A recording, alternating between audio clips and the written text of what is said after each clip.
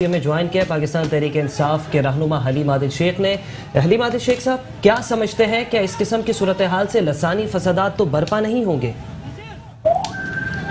हम समझते हैं कि ये बहुत ही नहायत ही अफसोसनाक शर्मनाक अमल है ये सिंध हुकूमत का, और PNPM का जमहूरी आईनी हक था कि उनका जमहूरी हक था, उन्होंने एहतजाज करना था, लेकिन जिस अंदाज से तशद्दुद किया गया, दहशतगर्दी की गई, बर्बरियत की गई, इससे पीपल्स पार्टी के हुक्मरानों का एक मकरूह चेहरा, एक मैं समझता हूँ कि एक गंदा चेहरा सामने आया है। इन लोग पहले से ही ये अपने रियासत समझने लगे हैं, सूबा सिंध को ये अपनी रियासत और सिंध के रहने वालों को अपनी रियाया समझने लगे हैं। आज जिस तरीके से इन्होंने रियासती के अपनी हुकूक की दहशतगर्दी का मुजाहरा किया है, हम इसकी शदीद मजम्मत करते हैं और हम कहते हैं कि इनका असल चेहरा, इनका मकरूह चेहरा, इनका करप्ट चेहरा, और इन्होंने ये इस काले कानून के जरिए सिंध के शहरों पर कब्जा करना चाहते हैं। ये तमाम पूरे सिंध के तमाम अजला में तमाम तहसीलों पर अपने जालों का कब्जा चाहते हैं। जब उसके खिलाफ तमाम जमातें मैदान में हैं, तो मैं समझता हूँ कि आज MQM ने अगर मुजाहरा किया तो इनका हक था।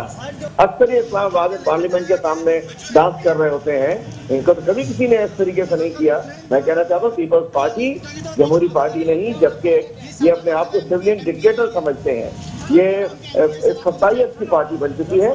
पाकिस्तान तहरीक इंसाफ इस मामले में हम MQM के साथ हैं, हम भरपूर मजम्मत करते हैं, और MQM के कारकुनों का खुसूसन खवातीन और बच्चों के साथ दहशतगर्दी की है, इसको हम कभी माफ नहीं करेंगे। अच्छा, हलीम आदिल शेख साहब, ये भी बताइएगा कि जिस तरह का अभी तो मुज़ाकरात शुरू भी नहीं हुए थे, अभी तो सिर्फ धरना दिया जा रहा था CM हाउस के बाहर, उसके बाद पुलिस का इस तरह का रवैया और जिस तरह से सिंध हुकूमत ने पुलिस को कहते हैं ना ऑर्डर्स दिए कि आप शेलिंग करें, लाठी चार्ज करें, मुतादिद कारकुनान जो है इस वक्त जख्मी दिखाई दे रहे हैं, तो इस तरह के रवैये को किस नज़र से देखेंगे? देखिए, बड़ा वाज़ेह है कि पीपल्स पार्टी, जैसे मैंने आपसे कहा, कि वो समझते हैं कि किसी कोई न सर उठा के चले, ना फिर अपनी बात रखे, जो चाहे वो करते जाएं। वैसे ही वो तो अकलियत हमें कह चुके हैं। मैं समझता हूँ कि आज इनका मकरूह चेहरा सामने आ गया और अपोजिशन इकट्ठी है।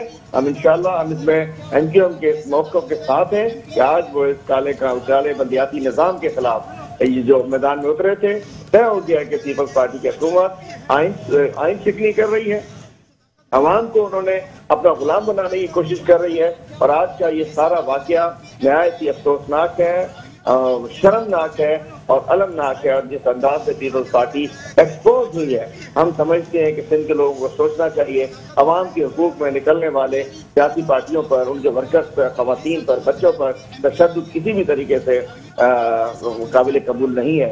और पाकिस्तान तहरीक इंसाफ MQM के इस मौक़िफ़ की, जो उन्होंने काले कानून के खिलाफ उनका मौक़िफ़ है, हम उसकी भरपूर हिमायत करते हैं। अच्छा, हलीम आदिल शेख साहब, जिस तरीके का मामला आज हुआ और जिस तरीके से हमने देखा कि सिंध हुकूमत का रवैया था, अगर हम गुज़िश्ता दिनों की बात करें तो जमात इस्लामी का धरना भी था और अब जो है MQM ने भी धरना निकाला, लेकिन जो MQM के साथ रवैया अपनाया गया, तो ये आप समझते हैं कि जमात इस्लामी को एक थ्रेट कॉल दी जा रही है?